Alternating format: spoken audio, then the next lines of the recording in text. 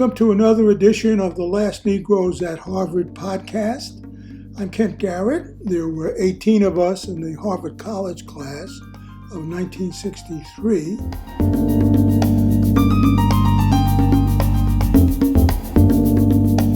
We are all over 82 years old now, and for the last 4 years we have produced a weekly podcast. Today we talk among ourselves about the state of the country and the state of our lives. I'm joined by 10 of my Harvard classmates.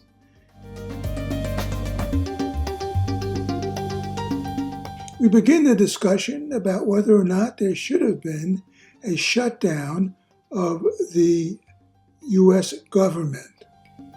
It wasn't imminent shutdown, David.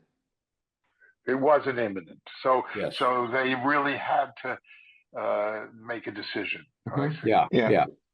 Okay.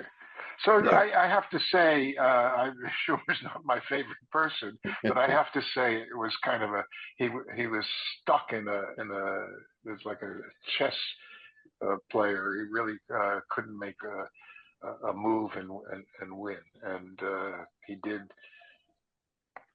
You know, the shutting down and versus and whether it would give Trump Musk the power to do even worse. It's hard to imagine anybody could do worse than they're doing. But it was a tough call, and it wasn't. I don't think it was an issue of principle. I think it was an issue of political tactics in the legislature.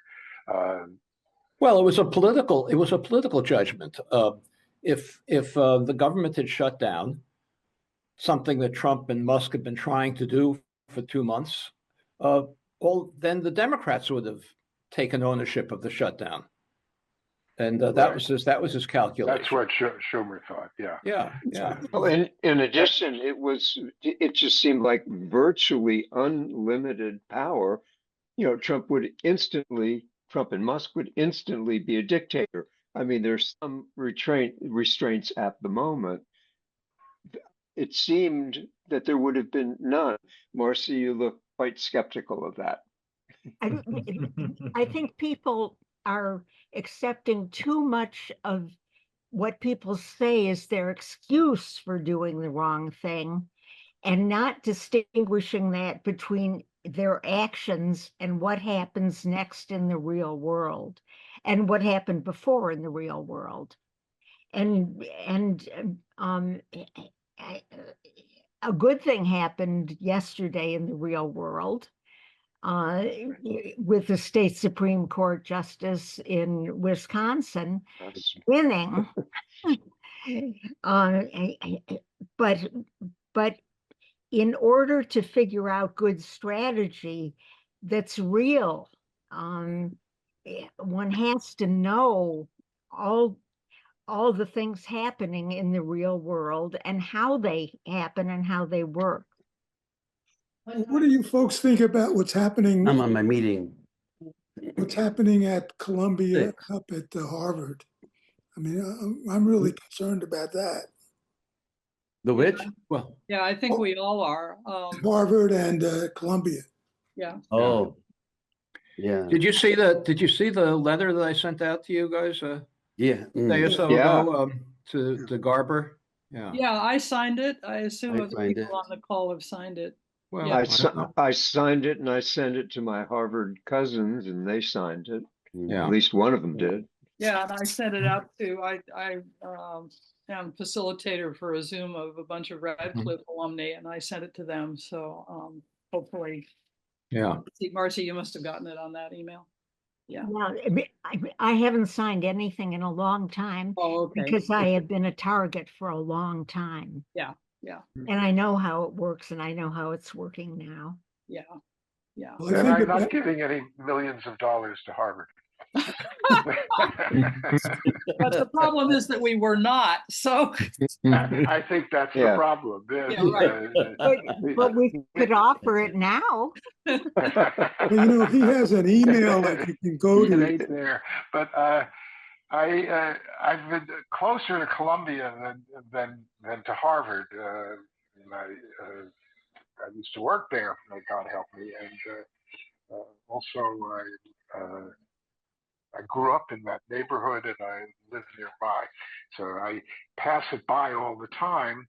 And it's extraordinary what has happened to it. It has become the kindest thing to say is a gated community. The worst thing to say is it's a police state. It's under martial law. And to get in, you have to have a card. I have a card, but I haven't gone in for quite a long time. I think the last time I went was about 6 months ago to get a book from the library. I don't go to events there.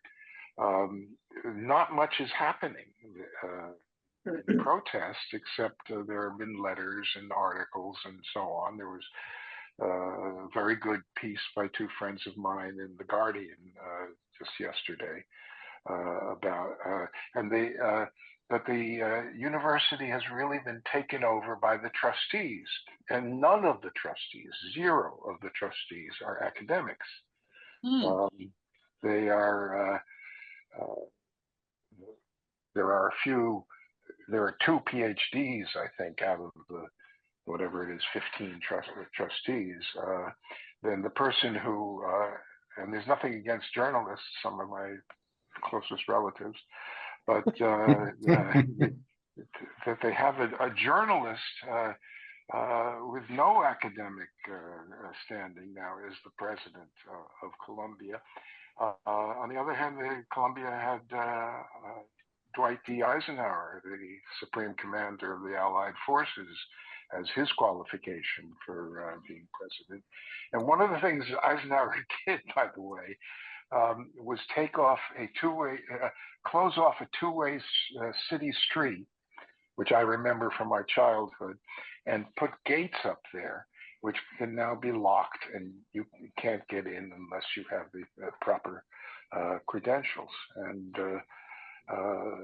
so that was done to stop protests, although in fact now students could get in and they could conceivably protest, and there are little touches of it, but not much. It's really, really demoralizing, and in all sorts of ways. And the amount of money, and Columbia and Harvard are rich. Harvard is very rich. They can keep going, but they don't. It's a matter of principle for them. Back in 1968, when the famous Columbia sit-ins and police takeover took place, Columbia responded by paying out of its endowment, and they got into big financial trouble. So one of the rules is you don't touch the endowment for present costs, and that means that you don't do.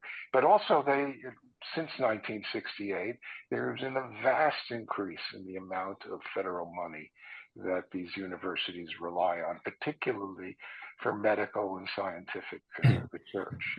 Any military, assistant professor chemistry laboratory costs $5 million to set up. It's a big deal, and even Columbia and Harvard are stuck with that situation, stuck with a reliance on those kinds of funds. They can't keep going. And, but I mean, do you think Trump is bluffing, or what do you think's going on? Say that again? I think it's a mob takedown is what I think it is. It's you do this or we'll whack you. I actually sent a note to Garber yesterday during, of course, who knows if anybody reads it, but to exactly that effect about what's going on at Harvard. What David says, it turns out, there's a nice article telling how with Columbia's $15 billion endowment, they could see Trump and raise him. Although I'm most intrigued, David, you're pointing out that now, because of half a century ago, there's a rule against it. We also know that Harvard has got well over 3 times that, $50 billion, and they can flip Trump the bird, and they've got all the money in the world. They don't want to do it that way, but they could do it that way, and I hope the hell that they do. They Well, should, yes. I think, David, it's been very interesting to me when you were talking about, quote, the gated community, because I suddenly thought, oh my God, is somebody going to encircle Harvard Yard and put gates there, and you have to have a card into Harvard Yard? It's pretty close to that now. Yeah. Yeah. We did during our reunion, every reunion. Yeah. I don't remember that, but that's okay. Well, it's interesting because Harvard Yard was built that way. That's what makes it Harvard Yard. Columbia actually wasn't built that way, and they've had to change everything over the course of my lifetime. It has changed from an open space into an enclosed space. It's an interesting history in all of that. NYU can't do that, and it doesn't have anything that can be closed. And lots of universities can't do that, but that's the old British system, the old French system of enclosed spaces at the university. Let me get back to Kent's question, though. And David, you've responded. David Allen has responded. So there's 400 million or 500 million or $1 billion of federal support for research, important research, and Trump is saying, no, you follow my dictates or you don't get that. Should Harvard just say, give them the finger and say, well, we'll fund it out of our endowment, or should Harvard talk? Undoubtedly, Garber will talk. He said so yesterday, in fact. But it's what he says when he talks that's the issue. This is very clearly an attempt, along with what's going on with the major law firms in this country, to control speech, to aggregate the ability to control what flows in the various circles, academic, in front of the courts and the rest of it, controlled by the executive. I don't think we have any choice but to tell them to fuck off, in simple words. Now, the real issue is whether or not the universities get together and stick together on it and go as a group. Obviously, I'm a hothead on this subject, maybe known to be, but my picture of this story is very clear. This is the tip into fascism, in simple words. If you can control speech, this is the tip, and we've got to resist. The real issue is coming together as a group of universities and saying, "Go to hell." Yeah. Well, that's the problem. But Trump doesn't give a damn about the research. I mean, he doesn't care if we've ever cure cancer or not. No, you're absolutely right. Military stuff is all he cares about. But the Harvard can still cure the cancer because a drop in the bucket relative to Harvard's endowment. The problem is that Garber is willing to do essentially everything that Trump wants. So it's not a question of whether he resists or not. It's a question of whether he even disagrees with Trump's demands. Do you think, Richard? Well, he bought into the whole anti-Semitism business. And you have to remember that in both the Columbia case and the Harvard case and others, Pennsylvania, this has been hinged on the claim that there is rampant anti-Semitism that these places have not combated sufficiently, and they have to prove that they're not anti-Semitic. And Garber's letter said, "I myself have been a victim of anti-Semitism." Now, what does that mean? He got an email. Somebody's put a Marcy looked like she was. What does it mean? Marcy looked like she was eager to speak a while back. We've been all fumbling over each other. I'd like to hear Marcy, please. The scientists who have been heading labs all over the country and leading the research and whose enterprises are under contract. We don't know to whom, and we don't know what the contracts say. Those scientists have been organizing and speaking out, and they are being muzzled. That's part of the goal, I think. They, in particular, did terrific, or I know some of them, terrific organizing against the appointment of RFK Jr. as Health and Human Services Secretary, who controls not just the money, but the FDA and every hope we have of living much longer. And they were terrifically effective. They were very smart, very in the world, very knowledgeable about how to go about things. Unfortunately, they lost anyway. And they are the ones that are probably being punished when you look at all the information, including the terms of the contracts. And if just money could solve the problem, I would urge Harvard to throw money at the problem. I don't think money is the problem. I agree with people who are saying this is the tip of the iceberg, or we're beyond the tip. We're halfway down the iceberg.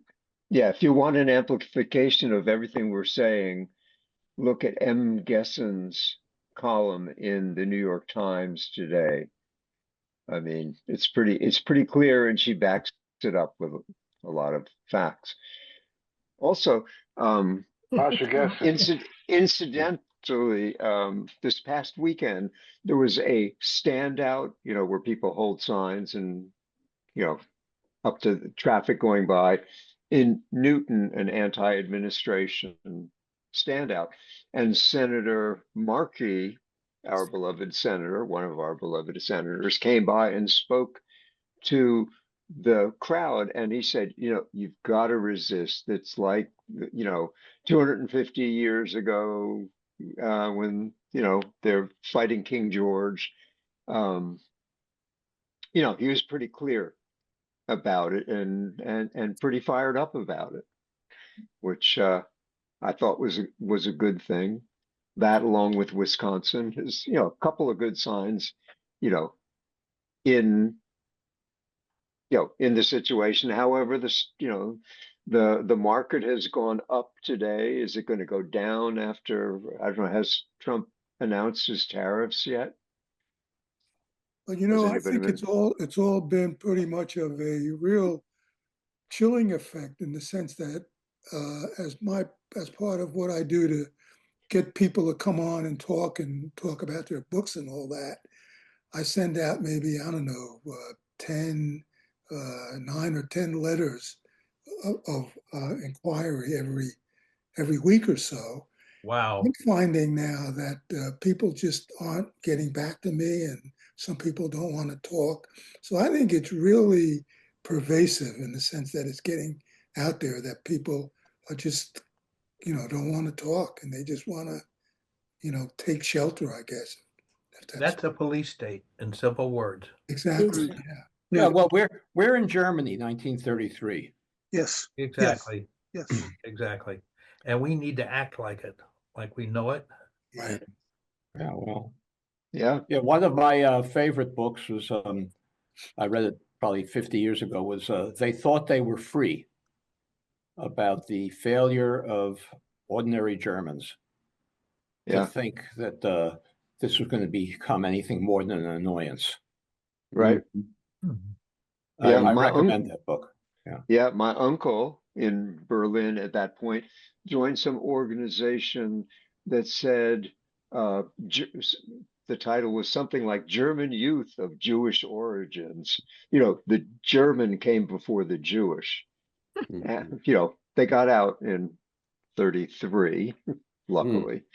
But before that, they were Germans first. I'd like to say something about this anti-Semitism business, because the real problem is Garber's willingness to accept these outrageous definitions of what anti-Semitism is. Right. Harvard should not be trying to eliminate anti-Semitism in its students. It should not be trying to eliminate misogyny in its students. It should not be trying to eliminate racism in its students. That's not the job of the university. It should control actual threats. But just because some Jewish student says that advocating for Palestinian rights makes him feel uncomfortable, therefore that should be prohibited and defined as anti-Semitism, is a complete abrogation of the obligation to protect what has traditionally been known as free speech and distinguishing it from acts. This is a classic red herring. They're using it. They're taking in the red herring and putting it in the center of the table to serve it to everybody. It's a sop to Netanyahu, in simple words, when in fact there should be condemnation of the Israeli war crimes and of the Hamas-Palestinian war crimes on equal grounds. And as you say, Richard, folks have got to be able to speak up to say those things. Yeah, if you take unacceptable steps, if your actions are not within the bounds, then somebody has to step in. But there's an assault on learning, period. Public education, universities, everything. There's an assault on people thinking and learning. Right, John. The fascists don't want people who can think and who know something. Right. So, I agree. All these institutions are threats to them. Every educational institution they see as a threat, and they're right. Yeah, because I think if you can't say it, sooner or later you can't think it. Oh, that's an interesting.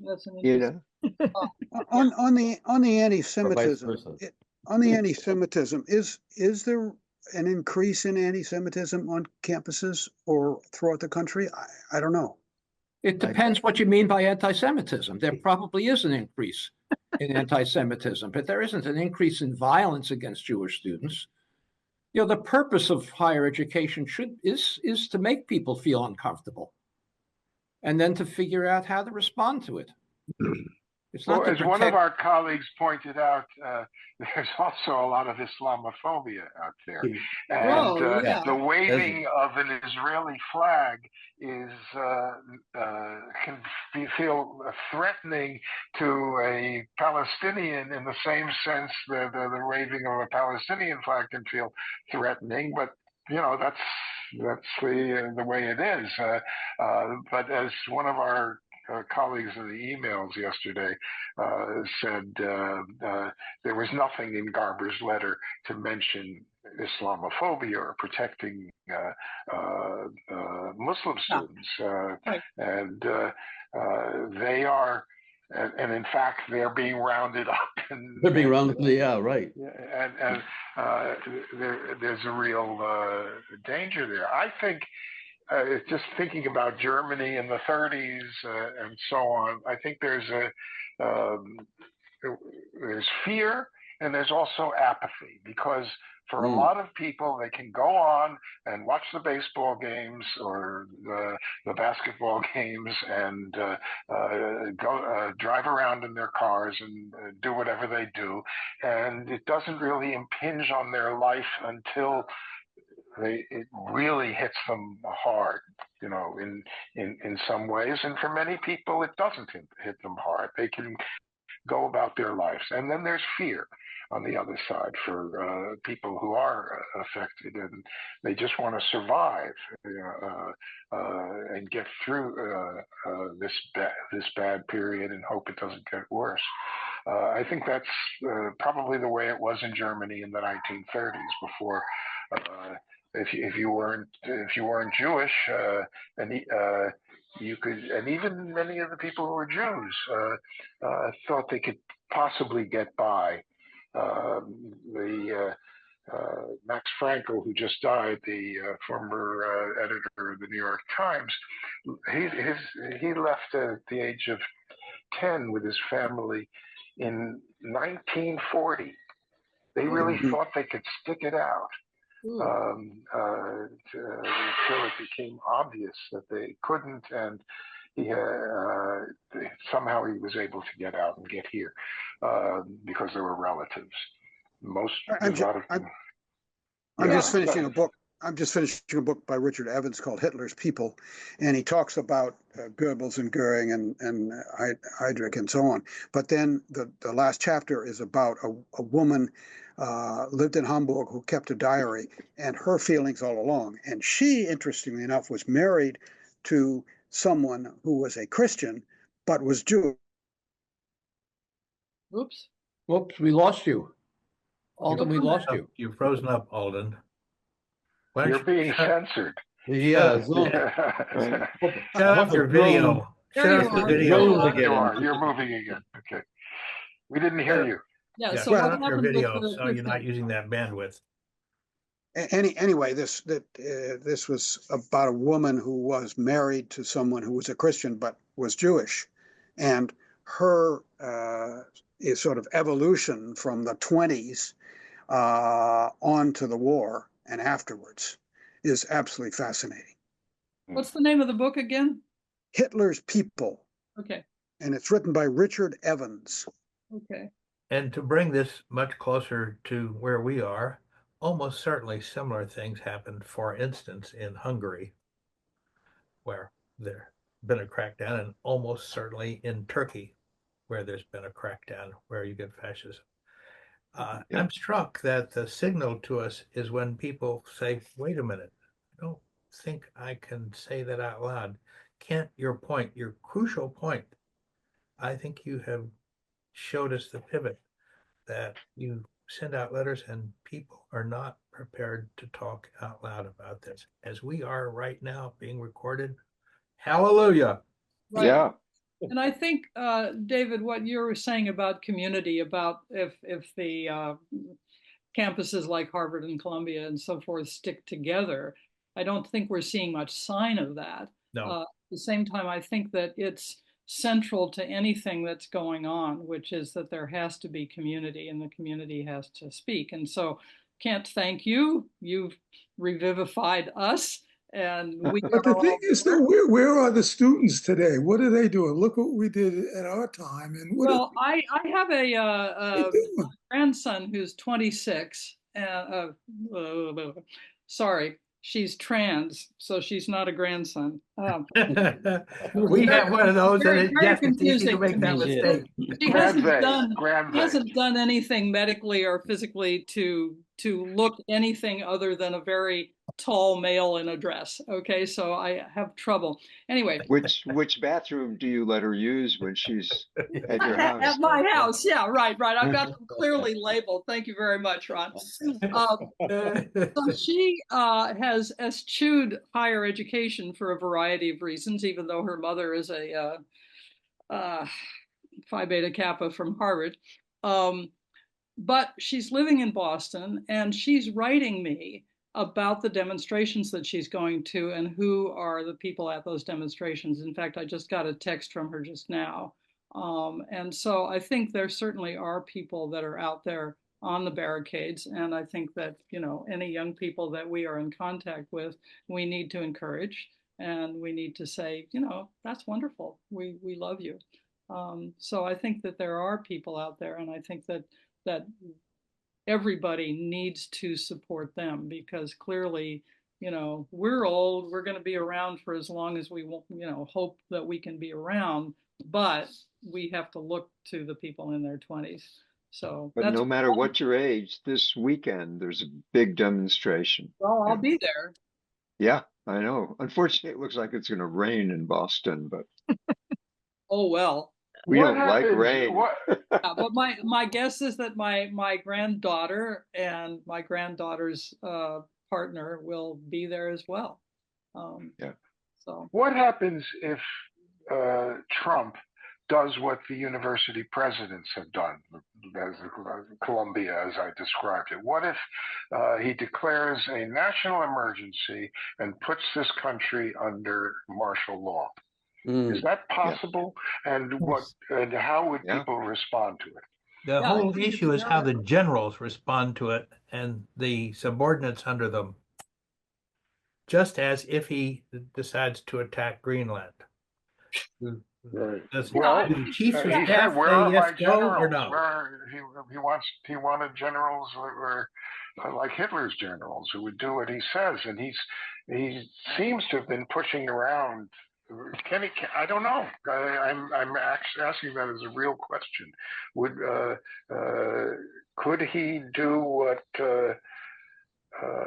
Colombia did to the whole country? I think you can, and I think that it's certainly something I'm thinking about going to the demonstration downtown on Saturday because I know it's going to be huge. Yeah. I'm very interested. I'm very interested to see if there's any kind of violent response on the part of the Trump administration. I Yeah. certainly see that as a very likely possibility. So yeah, I mean, if he can use the Alien Enemies Act of what is it, 1798? Yes. Yeah, no, I think that's very much within the realm of possibility. I don't see that as. We will then Yeah. have a war. You will then what? I was an infantry lieutenant. I still have my 45 automatic. No joke. No Yeah. joke. Oh, No, there, if it descends into violence, it will get extremely unpleasant. yeah. There's no organized counter-armed force that even among the generals, are there generals who care about democracy, who are principled in that way to want to unite somehow behind the scenes and stop him and stop them, and you know that we don't know what structures exist to block them, but I don't see us have anything. We can't even have a general strike here. Well, when the ICE people come to seize people, there is no physical resistance to them. I mean, that's happening right now. You've seen the pictures of ICE people surrounding someone without a warrant, without uniforms, no due process, and taking them away. And mass. What do you do? Well, I think the word you just used is but it's a long-term project to organize it. And that is, there needs to be not a one-day demonstration, but a general strike. And that requires a popular front, people getting together who don't agree with each other on very much and agreeing on a common platform. And it has to include labor and other civil society organizations, and that takes a long time to plan and organize. And I mean, that's what I think good trouble is, and I hope somebody's organizing it, thinking about it. And you have experience with that, Richard, from years and years in the 60s. Well, that's a long time ago, and we're different people now. That's true. Well, but you didn't have social media and the internet, and somehow you did it. Well, but neither did they. Right. No, I'm saying nobody's going to listen to a bunch of 80-year-olds about what to do. I mean, it's great being together in this group, but we need leadership from elsewhere. Yeah. Right. Also, if Trump and somebody's going to have to risk going to jail. Yeah, but if Trump declares martial law and says we're not going to have a midterm election or whatever, and brings the military into it, even though the people have, they pledged their allegiance to the Constitution, right, David? It's, there are going to be plenty of people who on the other side, people are attracted to that. I mean, and they already are armed, right? We have more weapons than people in the United States. So it wouldn't just get bad. It could get extremely bad. And there would be essentially nothing you could, I mean, if the other side has weapons, what can you do about it? Then you go underground, you have resistance, you have those things, but it's not easy, and it wouldn't be over in months. I mean, it would take years and years. Who knows? But we can't take it for granted that there's going to be midterm elections next year. already. You have just drawn out the implications from my brashness a moment ago. There are guns on this side. No joke. Of course, I know it because I grew up on a farm in Indiana where you did not go out into the field without a gun. And of course, I've kept my father's 45 from the Second War. This is not pretty. This is jungle. People will get killed. Even a lot of people will get killed on both sides. This is what we thought we did not grow up into, and here we are. If I were a religious person, I'm not. I would pray that we don't go there.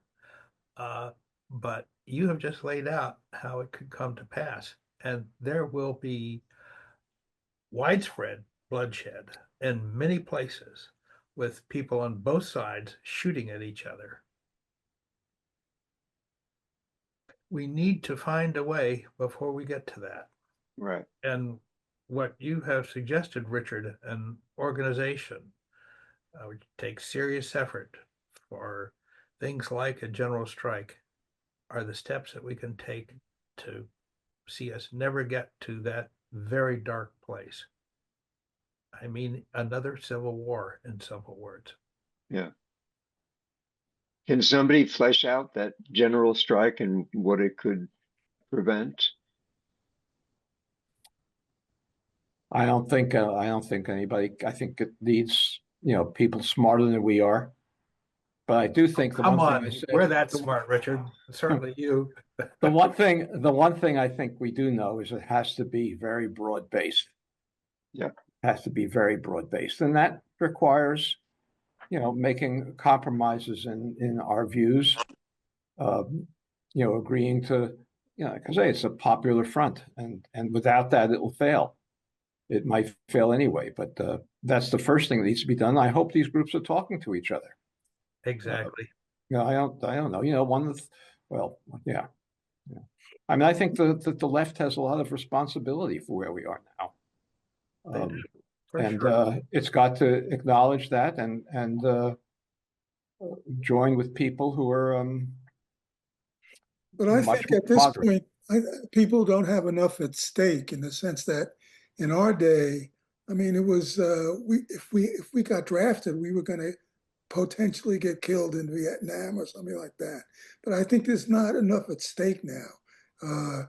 If the economy gets totally thrashed, maybe there's more at stake. But I just think now the motivation is not there like it was in our time. I mean, what do In other words, sorry, Kent, go ahead. Sorry. Okay, what do you think? In other words, you're depicting Germany in 1933 when the threat was not perceived, in simple words, when in fact it's there, when it is there. And Right. we have made it clear. And part of being in our 80s means we can see these things that people in their 20s and 30s and 40s can't see. And that is part of our role to be a beacon, be a voice, let it be said. I had a conversation with my niece, who must be, 50 now, something like that. She's an example of someone who, not her specifically, but an example of the kind of person we can have a conversation with. The real question is, how do these rivulets come together? As you said, Richard, crucially, they have to talk to each other. Yeah. And we are part of that conversation. We're having it right now. I'm after RC. You met what? I didn't hear you. I've been in the trenches my whole working life. And what I've seen, which ran counter to my theories, was that in every institution that a huge resource allocation battle touched, a minority of people turned out to be principled, honest, and willing to courageously do the right thing for a time until something happened. And getting all those people identified and communicating in a way that's not tapped or hacked, which is impossible now. Elon Musk has all the information to listen to every conversation, including this one, if he wanted to. Hi, Elon. Fuck you. Well, and watch certain gestures. um, um, I think in today's time, in this place, in this country, it's very different from the 30s, the 1700s, 1940s France, but all of you know things about how good people stopped bad things from happening all over the world at all different times. And that's why I was so eager to listen to this conversation today, in spite of my getting upset sometimes or making facial gestures sometimes, neither of which I should ever do. You all are really smart, have great senses of humor, and know different pieces of the world. And so this is invaluable. And I would like to know, especially in Vichy France, which sort of comes close to this time, what were the things that worked and didn't work? Ultimately, I think the only thing that worked was Winston Churchill going to FDR and getting the big guns in. Big guns carried by men who were slaughtered, but also bombs that were dropped and defense spending results, which I don't want and hate to see. But David is right. There are guns all over the place, from large to small, but there are guns on our side too. And I'm not saying those of us who don't have an AK-45 should try to make one using a computer. But see what all the elements are that can be pieced together to do something right for the times today. And I think blaming any group, which everybody is being urged to do, blame this group or that group, blame the left, blame the right, that's beside the point. I think something else will work. And listening to MSNBC, which I do, I could be the source of information on some of the, quote, mainstream, unquote, media that's not too bad. They're reporting and showing on old-fashioned TVs people upset in every kind of district in this country because a veteran drives 150 miles to the VA hospital and it's dark and closed and he can't get care for a medical emergency. And old people who can't get their Social Security somehow make it to a closed Social Security office, the closest one or the one they can possibly get to. It's dark and shuttered today, now. It's happening now. And that's why they're showing up at town halls, whether sponsored by a Republican congressman or a Democratic congressman or some random good guy, and they're shouting and they're upset because they can't get the things they need, things that only the federal government had provided up to now. So those are some of the elements of the real world going on now. But I go back to my first thing, identify the people who are ready to stand up now. One can guess they will stand up in the future by the glimmers of hope they give us. and the ones to write off and ignore. Yeah, I think blame is never a good strategy. I think we just have to, I really strongly agree with you about identifying the people who are willing to stand up or who may be willing to stand up, which is why I left little telephone messages for those 8 Republicans who decided that, you know, parents should be with their babies rather than on the floor of Congress. So I think it's, I think it's always good to, and I'm sure the psychologists on the call will agree that, we always want to reward good actions. And there are always good actions to be found, and they are to be found with people that we may not agree with. And so I think, again, we really, and I think also if we look at the people on this call, we all have numerous networks that we're involved with, right? Numerous networks. So anything that we experience on this call that we feel good about, that we can take away from this call, like I'm going to take away the gated community and talk with other people about that, that we can, we are amplifying just by being on this call, we are amplifying with all the other networks that we belong to. So George, are you on the call? Yeah, I'm here. Give us the answer. What's the solution? I wish I knew. Huh?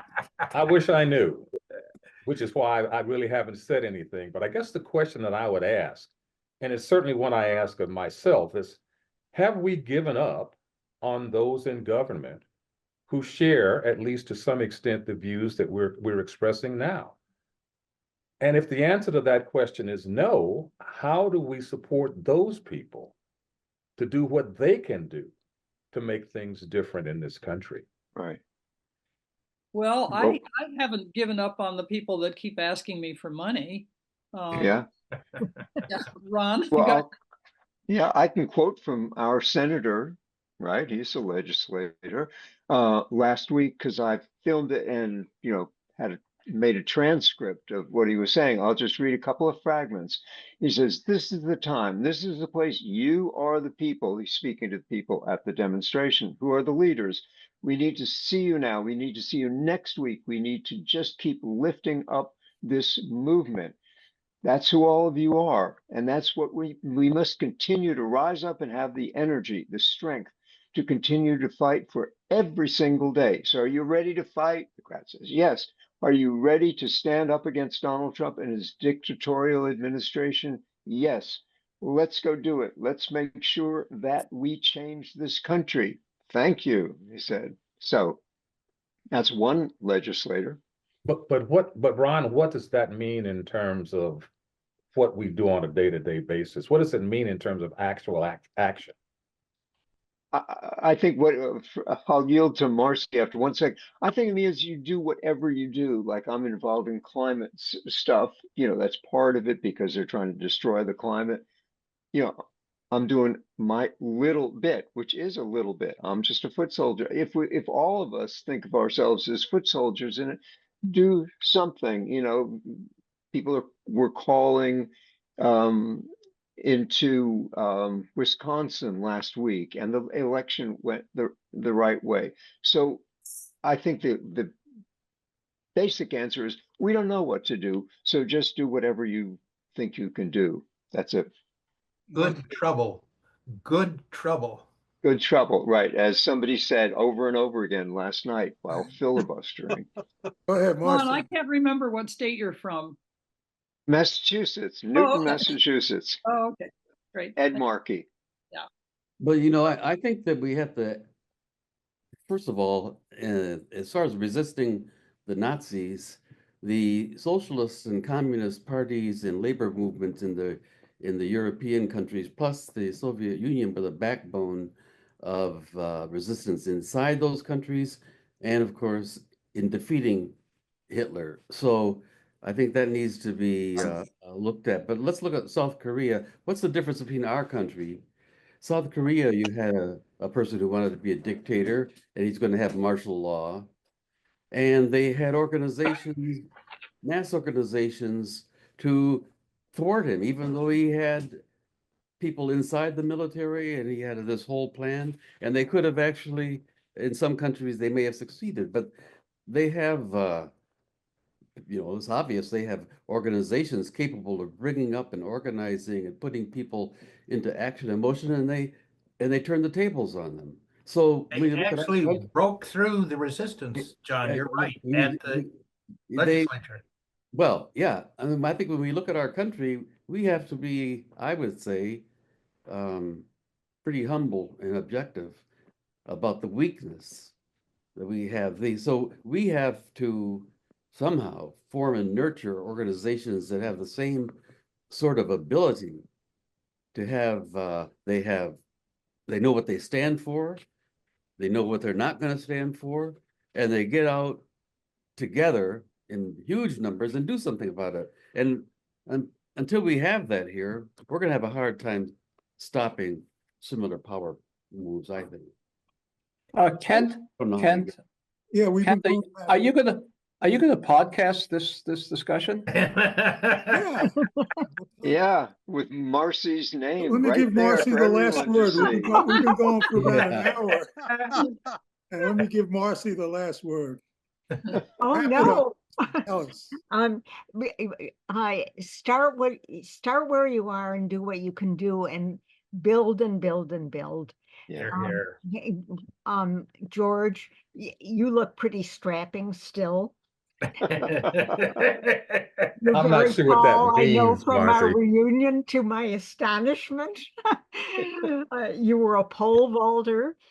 Be a High body jumper. at a demonstration. If there's a demonstration near you, you'll stand up if you dare. Need some pole vaulting, yeah. Well, should I run for Ann Arbor City Council? Why not? Sure. Yeah, right. Oh, You would Or win. mayor. You would Mayor. win in a landslide. Yes, yes. You inspire trust. You're intelligent. You look good on TV and on Zoom. Right here. Hey. So run if you can get enough backers. I would send my first political contribution in my entire work life. Yes. Development interests are development Yeah, people but, are controlling our whole politics here in Ann Arbor right now. a lot of Yeah. different kinds of people who like to do different things, doing those different things helps immediately. And as soon as there's a visible sign that there's a constituency, more politicians than we have already will come to closer to our side. But the politicians we have already should be identified. I call them Chris Van Hollen, Ed Markey, all different ages, Bernie Sanders, AOC, the guy who was just defeated in Ohio and has created a new organization to help working people in Ohio. Sherrod Brown. Sherrod Brown. Yeah. Brown, yeah. Yeah. Everybody can dredge up the right names. And I think even just a list of the names secretly circulated by snail mail will prompt thoughts in all the smart, honest people of good faith on what they can do with their own networks. And George, you can start by going to the hands-off demonstration. There's where it is in Ann Arbor this weekend. Oh, all right. Okay. All right, folks. So On. listen, we'll talk next week. Looking forward to it, Ken. Thank All you right, so talk to you much. later. Thank you. Wow. Thank you. That's what you can do. Good to see everybody. Okay. Yeah. Yes. Great discussion. Yes. Thank you Power all. of the people. Power to the people. Love you.